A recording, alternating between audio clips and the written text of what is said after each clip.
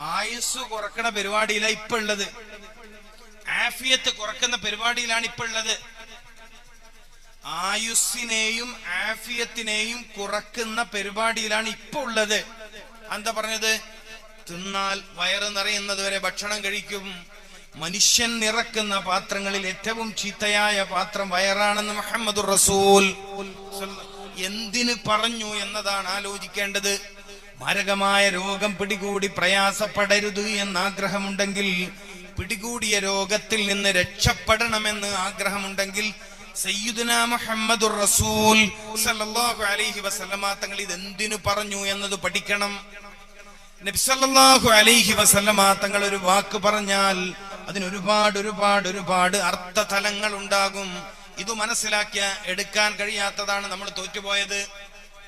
ഇനിയിപ്പോ രോഗം വരാതിരിക്കാൻ പലരും ഇപ്പൊ പുതിയൊരു സംവിധാനം തുടങ്ങി വെച്ചിട്ടാണ്, LCHF എന്ന പേരിൽ. ചില ആളിപ്പം അരി ഭക്ഷണം കഴിക്കണില്ല, പഴം കഴിക്കണില്ല, എപ്പോഴും ഇറച്ചി, എപ്പോഴും മീന്, എപ്പോഴും മുട്ട, എപ്പോഴും വെണ്ണ. എന്തൊരു അബദ്ധമായി മനുഷ്യൻ ചെയ്യണത്. സുന്നത്തിനെതിരല്ലേ ഇയാള് ചെയ്യണത്. അരിഭക്ഷണത്തിൽ നിന്ന് മാറി നിൽക്കുക എന്ന് പറഞ്ഞാൽ നബി സല്ലല്ലാഹു അലൈഹി വസല്ലം തങ്ങളെ 100 കൊണ്ട് പഠിച്ചതായി. കിതാബ് പരിശോധിക്കണം. നമുക്കൊരു ജോലിയുണ്ട്, നമുക്കൊരു രീതിയുണ്ട്. നമ്മൾ കിതാബിൽ പറഞ്ഞ പോലെ ജീവിക്കേണ്ടവരാണ്. നാട്ടുകാർ പറയും പോലെ ജീവിക്കേണ്ട ആളല്ല. നമ്മളെന്തേ മര്യാദ വിടുന്നത്? പിന്നെന്തിനാ ഇമാമിങ്ങൾ?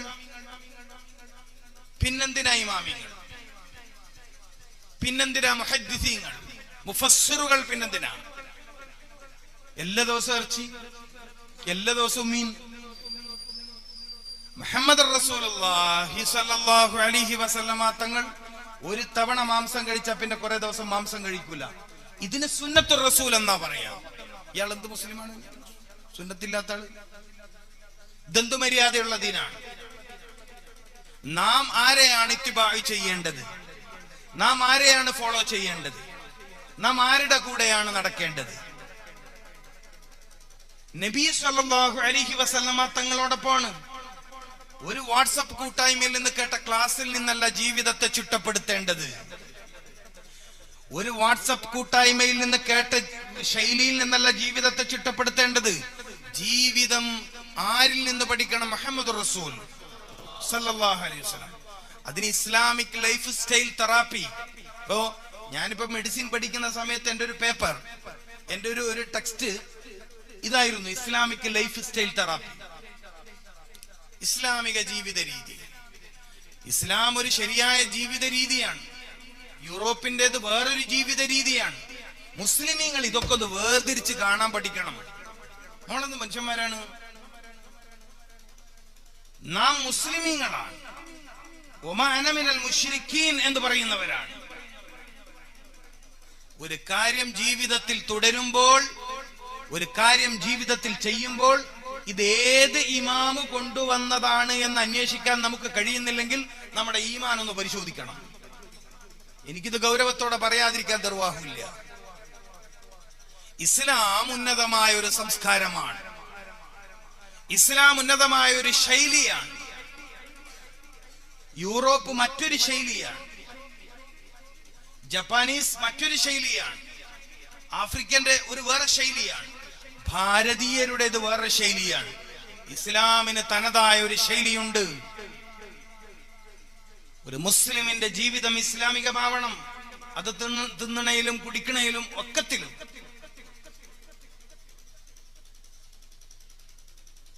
കേവലം ശരീരത്തിന്റെ ഭാരം കുറയുമെന്ന ഒരൊറ്റ കാരണം പറഞ്ഞുകൊണ്ട് ജീവിതത്തിന്റെ സുന്നത്തായ ഒരു ശൈലി ഉപേക്ഷിക്കരുത്. പലരും പറയണത് തൂക്കം കുറഞ്ഞു എന്നത് മാത്രമാണ്. അതിനിടയിൽ മറ്റു പലതും കുറയുന്നത് അറിയില്ല കേട്ടോ. അതിനിടയിൽ മറ്റു പലതും കുറഞ്ഞു പോകുന്നത് അറിയില്ല. അറിയാൻ ഒരു 6-8 മാസമൊക്കെ കഴിയും. അപ്പോഴേക്കും പല രോഗങ്ങളും പിടികൂടിയിട്ടുണ്ടാകും. പഴം കഴിച്ചാൽ മാത്രം കിട്ടുന്ന ഗുണം പഴം കഴിക്കാത്തവർക്ക് എങ്ങനെയാ കിട്ടുക? ഒന്ന് പറയും. പഴം കഴിച്ചാൽ മാത്രം കിട്ടുന്ന ഗുണം പഴം കഴിക്കാത്തവർക്ക് എങ്ങനെ കിട്ടും?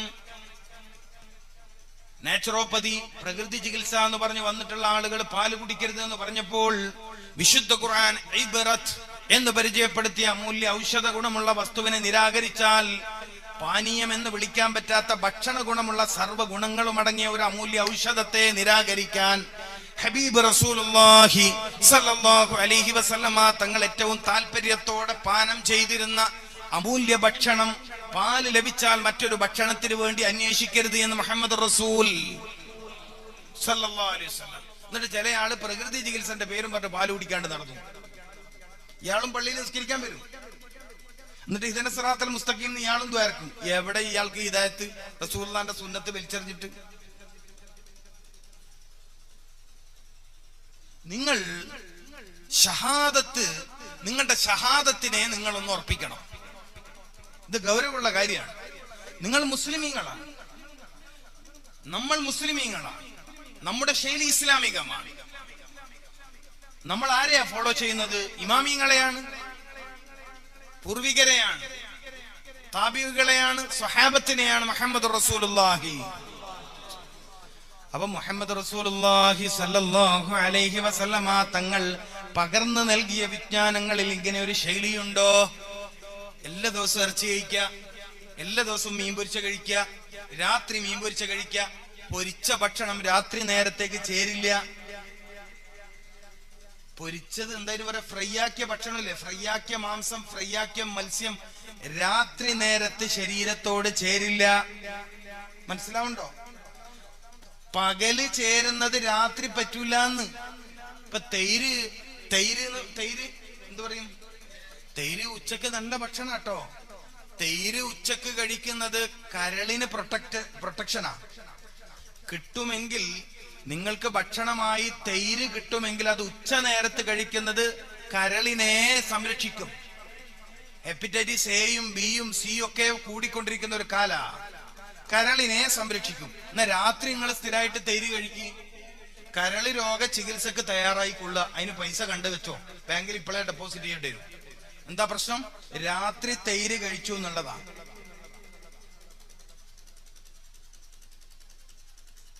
ഇസ്ലാം എല്ലാ കാര്യങ്ങളും പറഞ്ഞിട്ടുണ്ട്. ഇസ്ലാം എല്ലാ കാര്യത്തിലും ചർച്ച ചെയ്തിട്ടുണ്ട്. ഏറ്റവും വലിയ ഗ്രന്ഥശേഖരങ്ങൾ ഉള്ളത് ഇസ്ലാമിക ലോകത്തെ ഇമാമിങ്ങൾക്കാണ്. ഏറ്റവും കൂടുതൽ ഗ്രന്ഥശേഖരങ്ങൾ ഉള്ളത്, പഠന ഗ്രന്ഥങ്ങൾ ഉള്ളത്, കിതാബുകൾ ഉള്ളത് ഇസ്ലാമിക ലോകത്തെ പണ്ഡിതർക്കാണ്. ഇതൊക്കെ നമ്മൾ വിസ്മരിക്കാൻ പോയിട്ടുണ്ടോ? അപ്പൊ എന്തെങ്കിലും നാട്ടിലൊരു ശൈലി വരുമ്പോഴേക്കും അതിന്റെ സുന്നത്തിനെ അന്വേഷിക്കാതെ തുടരുന്നത് അബദ്ധമാണ്. നാം സുന്നത്ത് ജമാഅത്തിന്റെ ആളുകളാണ്, നാം സുന്നത്ത് ജമാഅത്തിന്റെ ആളുകളാണ്, നമ്മുടെ അഖീദ അതാണ്. അതുകൊണ്ട് തന്നെ ഹബീബായ റസൂലുള്ളാഹി സ്വല്ലല്ലാഹു അലൈഹി വസല്ലമ തങ്ങൾ പഠിപ്പിക്കാത്തൊരു ശൈലിയെ ഒരു കാരണവശാലും സ്വീകരിക്കരുത്. മാത്രമല്ല, ഇപ്പോഴും അത് ശാസ്ത്രീയമാണെന്ന് തെളിയിക്കപ്പെട്ടിട്ടില്ല. ഇപ്പോഴും നിലവിൽ ചില ആള് തുടർന്ന് വരുന്ന ഈ ഭക്ഷണക്രമം ശാസ്ത്രീയമാണെന്ന് തെളിയിക്കപ്പെട്ടിട്ടില്ല. ആകെ പറയുന്നത് തടി കുറയുന്നുണ്ട്. ഷുഗർ നോക്കുമ്പോൾ ടെസ്റ്റ് ചെയ്യുമ്പോൾ അതിന്റെ അളവ് കുറയേണ്ടതാ. ഷുഗറിന്റെ അളവിൽ അല്ലെങ്കിൽ തന്നെ ഇവിടെ മൊത്തത്തിൽ സംശയമാണ്.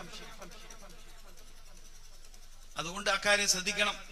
അപ്പൊ ഭക്ഷണം കഴിക്കാത്തതാണ് രോഗം. കഴിക്കേണ്ട രീതിയിൽ ഇനി നല്ല ഭക്ഷണം തന്നെയാണ്, പക്ഷെ അത് കഴിക്കേണ്ട ഒരു രീതി മുഹമ്മദുർ റസൂൽ സല്ലല്ലാഹു അലൈഹി വസല്ലം പഠിപ്പിച്ചിട്ടുണ്ട്. ഉദാഹരണത്തിന് ചില ആൾ ഇങ്ങനെ ചാരി ഇരുന്നിട്ട് ഭക്ഷണം കഴിക്കുന്ന ആളെ പറ്റൂല. ചാരി ഇരുന്ന് ഭക്ഷണം കഴിക്കാൻ പറ്റൂല. നമുക്കിപ്പോ ഇങ്ങനെ ഇരിക്കാൻ പറ്റുന്ന പോലത്തെ കസാരയെന്ന് വെക്കുക. ചാരി ഇരുന്ന് കഴിക്കുന്നത് സുന്നത്തിനെതിരാണ്. അത് ദഹന പ്രക്രിയയെ താറുമാറാക്കും. അപ്പൊ ചാരി ഇരുന്ന് കഴിക്കാൻ പാടില്ല.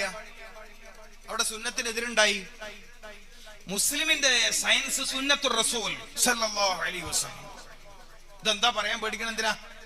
മുസ്ലിമിന്റെ സയൻസ്, മുസ്ലിമിന്റെ ശാസ്ത്രം, ഇസ്ലാമിക സമൂഹത്തിന്റെ ശാസ്ത്രം സുന്നത്തുർ റസൂൽ സല്ലല്ലാഹു അലൈഹി വസല്ലം. അത് എവിടെ നിന്നുണ്ടായതാണ്?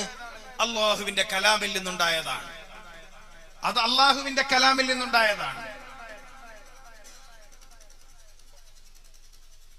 അപ്പൊ എങ്ങനെയാണ് ഒരാൾ രോഗിയായി തീരുന്നത്? രോഗം വരാതിരിക്കാൻ ഖുർആൻ വല്ല പ്രതിരോധവും പറഞ്ഞിട്ടുണ്ടോ എന്ന ചോദ്യത്തിന് ഇമാം റംലി റഹ്മഹുമുല്ലാ തങ്ങൾ പറഞ്ഞ മറുപടി, നീ ഭക്ഷണം കഴിക്കണം. ഇവിടെയാണ് പഠിക്കാനുള്ളത്. ശരീരത്തിന് ഗുണപ്രദമായ വസ്തുക്കൾ കഴിക്കാൻ നാം തയ്യാറാവണം. ഇപ്പൊ മത്സ്യങ്ങൾ കഴിക്കുന്ന കൂട്ടത്തിൽ ചെറുമത്സ്യങ്ങൾ കഴിക്കാൻ തയ്യാറാവണം. ചെറിയ മത്സ്യങ്ങൾ കഴിക്കണം. രോഗിയാകുന്ന സമയത്ത് ആ നിലക്കുള്ള ഒരു ഭക്ഷണക്രമം വേണം. കുട്ടികൾക്ക് പ്രത്യേകം ഭക്ഷണക്രമം വേണം. യുവാക്കളാണെങ്കിൽ, അധ്വാനത്തിന് പോകുന്നവരാണെങ്കിൽ മറ്റൊരു ഭക്ഷണക്രമം വേണം. വാർദ്ധക്യത്തിലേക്ക് എത്തിയാൽ യൗവനകാലത്ത് കഴിച്ച അതേ ഭക്ഷണശൈലിയുടെ ആവശ്യമില്ല. അങ്ങനെ മനസ്സിലാക്കാൻ കഴിയണം.